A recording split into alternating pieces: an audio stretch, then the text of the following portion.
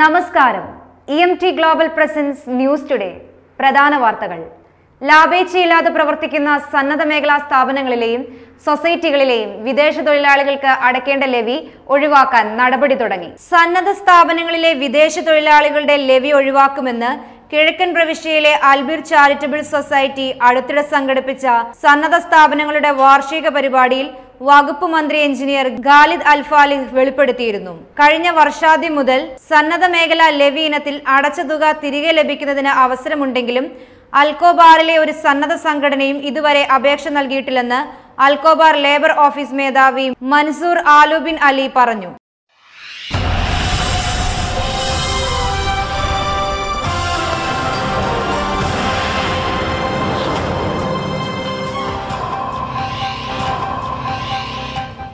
Air ഇന്ത്യയുടെ Karipur Saudi വിമാന സർവീസുകൾ വേനൽക്കാല ഷെഡ്യൂളിൽ ഉൾപ്പെട്ടേക്കുമെന്ന് സൂചന. എയർപോർട്ട് അതോറിറ്റിയും എയർ ഇന്ത്യയും സംയുക്തമായി തയ്യാറാക്കി DGCAക്ക് കൈമാറിയ പഠന റിപ്പോർട്ടിൽ അനുകൂലമായ നടപടികളുണ്ടാകുമെന്ന വിവരം. കോഡി വിഭാഗത്തിൽ ഉൾപ്പെടുന്ന B747-400, B777-300 ER, B777-200 LR, B787-8 dream liner എന്നീ വിമാനങ്ങളുടെ റിപ്പോർട്ടാണ് നൽകിയത്. കഴിഞ്ഞ മാസം 20-ന് എയർ ഇന്ത്യ അധികൃതർ കരിപ്പൂരിലെത്തി സുരക്ഷാ പരിശോധന പൂർത്തിയാക്കിയിരുന്നു. തുടർന്ന് അതോറിറ്റി ഉദ്യോഗസ്ഥരുമായി ചർച്ച നടത്തിയതിനു ശേഷമാണ് സാധ്യതാ പഠന റിപ്പോർട്ട് നൽകിയത്. ജിദ്ദ, റിയാദ് സർവീസുകളാണ് എയർ ഇന്ത്യ കരിപ്പൂരിൽ നിന്ന് ആരംഭിക്കുക.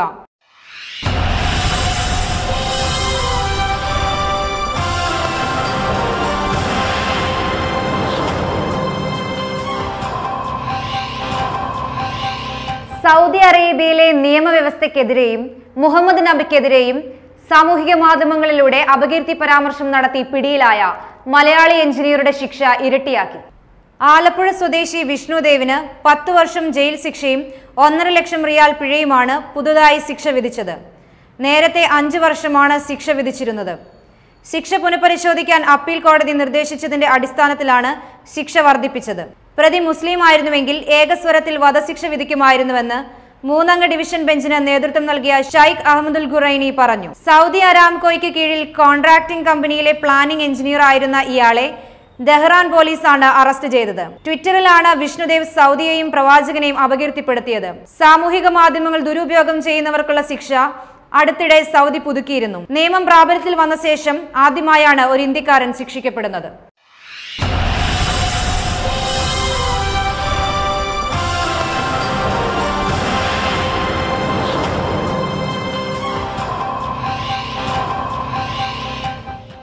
ലോകരാജ്യങ്ങളിൽ നിന്നെത്തുന്ന ഹജ്ജ് തീർത്ഥാടകർക്ക് പുണ്യസ്ഥലങ്ങളിൽ ഏറ്റവും മികച്ച താമസ സൗകര്യം ഒരുക്കി ഇന്ത്യൻ കമ്പനി.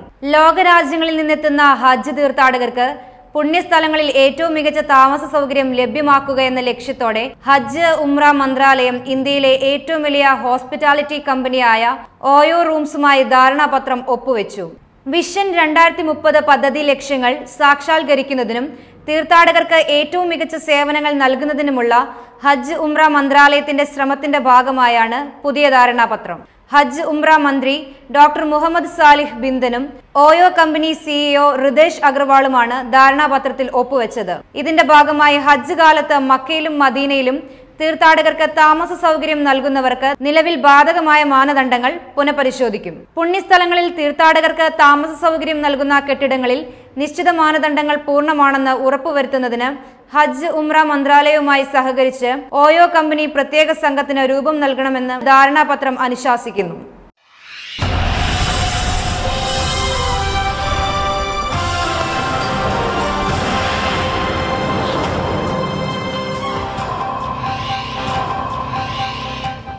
കോഴിക്കോട് ജില്ലാ OACC റിയാദും നെസ്റ്റോ ഹൈപ്പർ മാർക്കറ്റും സംയുക്തമായി അസീസിയ നെസ്റ്റോയിലെ ട്രെയിൻ മാളിൽ വെച്ച് OACC കളർ ഫെസ്റ്റ് 2019 എന്ന പേരിൽ കുട്ടികൾക്കായി ചിത്രരചനാ മത്സരം സംഘടിപ്പിക്കുന്നു. ജനുവരി 25 വെള്ളിയാഴ്ച ഉച്ചയ്ക്ക് 2 മണി മുതൽ 3:30 വരെയാണ് രജിസ്ട്രേഷൻ സമയം. കൃത്യം 4 മണിക്ക് തന്നെ മത്സരങ്ങൾ ആരംഭിക്കുമെന്ന് ഭാരവാഹികൾ റിയാദിൽ വിളിച്ചു ചേർത്ത വാർത്താ സമ്മേളനത്തിൽ അറിയിച്ചു. 4 വിഭാഗങ്ങളിലാണ് മത്സരം സംഘടിപ്പിക്കുന്നത്. UKG LKG first standard A വിഭാഗത്തിലും 2 മുതൽ 4 വരെയുള്ള ക്ലാസുകൾ ഗ്രൂപ്പ് B വിഭാഗത്തിലും 5 മുതൽ 8 വരെയുള്ള ക്ലാസുകൾ ഗ്രൂപ്പ് C വിഭാഗത്തിലും 9 മുതൽ 12 12ാം ക്ലാസ് വരെ ഗ്രൂപ്പ് ഡി വിഭാഗത്തിലുമാണ് മത്സരങ്ങൾ നടക്കുക. ഒന്നാം സമ്മാനത്തിന് അർഹരാകുന്ന കുട്ടികൾക്ക് ഓരോ ഗോൾഡ് കോയിൻ വീതവും മറ്റനേക ആകർഷകമായ സമ്മാനങ്ങളും നൽകുന്നതാണ്. കൂടാതെ മത്സരത്തിൽ പങ്കെടുക്കുന്ന എല്ലാ കുട്ടികൾക്കും സർട്ടിഫിക്കറ്റും നൽകുന്നതാണ്. വാർത്താ സമ്മേളനത്തിൽ സംഘാടക സമിതി chairman Mohandas Vadakara, acting president Abdul Kareem Koduvally, media convener Ashraf Mechiri, Safad Atholi, MT Arshad, Rafeeq Eranhimavu എന്നിവർ പങ്കെടുത്തു. News today, Riyadh. Riyadh Indian media forum സംഘടിപ്പിക്കുന്ന ശില്പശാല വെള്ളിയാഴ്ച അപ്പോളോ ഡിമോറോ ഓഡിറ്റോറിയത്തിൽ വച്ച് 2 മണി മുതൽ 5 മണി വരെ നടക്കുന്നു. റിയാദിലെ വിവിധ സാമൂഹിക സാംസ്കാരിക സംഘടനകളുടെ president, general secretary, media coordinator എന്നിവർ സംബന്ധിക്കുന്നു.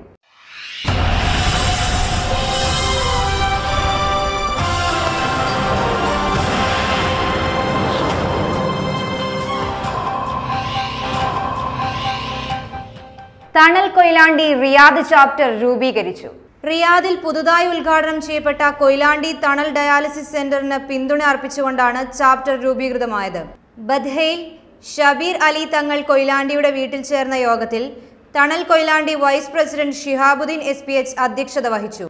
തണൽ കൊയിലാണ്ടിയുടെ പ്രവർത്തന ലക്ഷ്യങ്ങൾ വിശദീകരിച്ചു. തണൽ കൊയിലാണ്ടി റിയാദ് ചാപ്റ്റർ പ്രസിഡന്റായി റാഫി കൊയിലാണ്ടിയും, ഷബീർ അലി തങ്ങൾ സെക്രട്ടറിയായും, അബ്ദുറഹ്മാൻ ജിഫ്രി ട്രഷററായും, വൈസ് പ്രസിഡന്റുമാരായി മുക്താക്കയും സമീർ ബാഫുക്കയും, ജോയിന്റ് സെക്രട്ടറിമാരായി ഹനീഫ ഉരള്ളൂർ, സന്തോഷ് കുമാർ എന്നിവരും തെരഞ്ഞെടുക്കപ്പെട്ടു. Media coordinator Shinu KM Koyilandy എന്നിവരുൾപ്പെട്ട 25-അംഗ കമ്മിറ്റി രൂപീകരിച്ചു. അബ്ദുൾ ഗഫൂർ RK, റഷീദ് മൂടാടി എന്നിവർ ആശംസകൾ അർപ്പിച്ചുകൊണ്ട് സംസാരിച്ചു. എല്ലാ മാസവും 25,000 രൂപ തണൽ ഡയാലിസിസ് സെന്റർ പ്രവർത്തനത്തിന് നൽകാനും ആദ്യ യോഗത്തിൽ തീരുമാനമായി.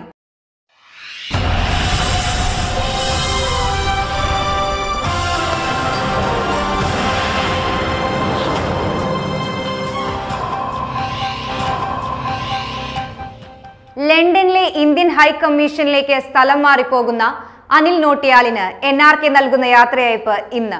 ബത്തയിലെ റമാദ് അപ്പോളോ ഡിമോറോയിലുള്ള ഫസ്റ്റ് ഫ്ലോറിലെ ഓഡിറ്റോറിയത്തിൽ ഇന്ന് 8 മണിക്കാണ് ചടങ്ങ് സംഘടിപ്പിച്ചിരിക്കുന്നത്.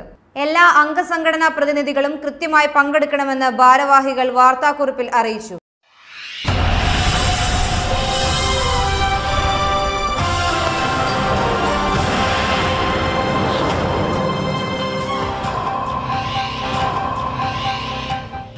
ഇന്ത്യ ഫ്രറ്റേണിറ്റി ഫോറം സൗദിയിലുടനീളം സംഘടിപ്പിച്ചു പോരുന്ന അഖിലേന്ത്യാ വടംവലി മത്സരത്തിൽ റിയാദിൽ നിന്നെത്തിയ വെപ്രാളം റിയാദ് ജേതാക്കളായി.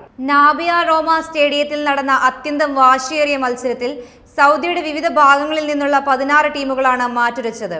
മെയ് കരുത്തുകൊണ്ട് ഇഞ്ചോടിഞ്ച് പൊരുതി ഫൈനലിലെത്തിയ വെപ്രാളം റിയാദും ഫാംകോ ജുബൈലും കാണികളെ മുൾമുനയിൽ നിർത്തി. ചാമ്പ്യന്മാരായ ടീം വെപ്രാളം ട്രോഫിയും മുട്ടനാടും കരസ്ഥമാക്കി മടങ്ങിയപ്പോൾ റണ്ണറപ്പായ ടീം ഫാങ്കോയ്ക്ക് ട്രോഫിയും ക്യാഷ് പ്രൈസും ലഭ്യമായി. വൈകിട്ട് 4-ന് തുടങ്ങിയ വടംവലി മത്സരം ഫ്രറ്റേണിറ്റി ഫോറം ദമാം കേരള ഘടകം പ്രസിഡന്റ് അബ്ദുള്ള കുറ്റ്യാടി ഉദ്ഘാടനം ചെയ്തു. സെക്രട്ടറി സിറാജുദ്ദീൻ ശാന്തിനഗർ ഫെസ്റ്റ് സന്ദേശം നൽകി. യോഗത്തിൽ forum Qatif area president Naseer Aluva അധ്യക്ഷത വഹിച്ചു. ഫോറം ഡയോട്ട area president Yunus Vattamkulam, program convener Nishad Nilambur സംസാരിച്ചു.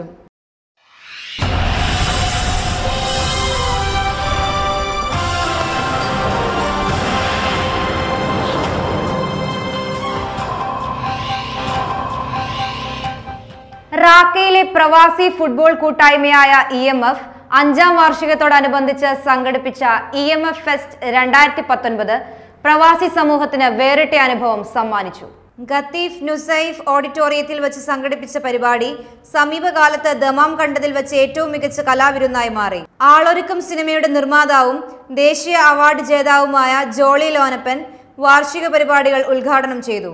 വാർഷികത്തിന്റെ ഭാഗമായി തയ്യാറാക്കിയ കേക്ക് ജോളി ലോനപ്പനും EMF ചെയർമാൻ മഹറൂഫ് മഞ്ചേരിയും ചേർന്ന് മുറിച്ചതോടെയാണ് പരിപാടികൾക്ക് തുടക്കമായത്. തുടർന്ന് നടന്ന സാംസ്കാരിക സംഗമത്തിൽ 13 വർഷമായി ദമാം ഇന്ത്യൻ ഇന്റർനാഷണൽ സ്കൂൾ പ്രിൻസിപ്പലായി സേവനമനുഷ്ഠിക്കുന്ന ഡോക്ടർ EK മുഹമ്മദ് ഷാഫിയെയും ജീവകാരുണ്യ പ്രവർത്തകൻ നാസ് വക്കത്തെയും EMF സ്നേഹോപകാരം നൽകി ആദരിച്ചു.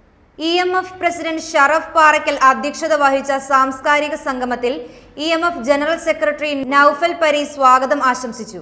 അവതാരകനായിരുന്നു. തുടർന്ന് നടന്ന കലാസന്ധ്യയിൽ പ്രമുഖ ടെലിവിഷൻ കലാകാരന്മാരായ നിസാം കാലിക്കറ്റും ആസിഫ് കാപ്പാടും ചേർന്നൊരുക്കിയ സംഗീത മിമിക്രി ഷോയിൽ മറ്റു കലാകാരന്മാരായ ജിൻഷ ഹരിദാസ്, ഷബാന അൻഷാദ്, ഹാഷിം അബ്ബാസ്, റഫീഖ് വടക്കാഞ്ചേരി, കല്യാണി തുടങ്ങിയവർ ഗാനങ്ങൾ ആലപിച്ചു.